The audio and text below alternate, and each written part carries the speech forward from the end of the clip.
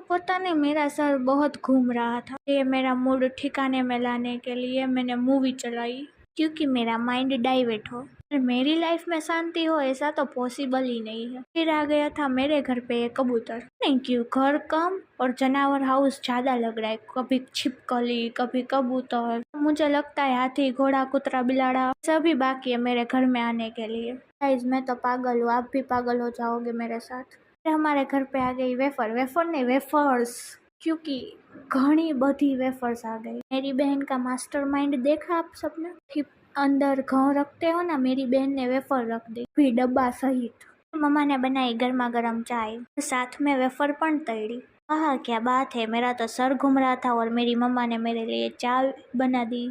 शाम को हम खाना खा के बाद गए हम नानी नाना के घर पे, बैठे थोड़ी बातें चीती की, मस्ती की। नानी के घर गई थी उनको मिलने। मैंने वहां जाके मैंने क्या देखा, गोल्ड की बारिश हो रही। इतना सोना तो मैंने आज तक नहीं देखा। आप सबको लेना है तो आ जाओ सोना लेने।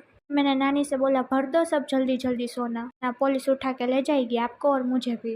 आवाज गांडा सांभळवा आवजो कालना मारा मिनी व्लॉग में। Tata bye bye, Radhe Radhe, जय माता दी। कल मिलेंगे दूसरे मिनी व्लॉग में। Tata bye bye, Radhe Radhe, जय माता दी।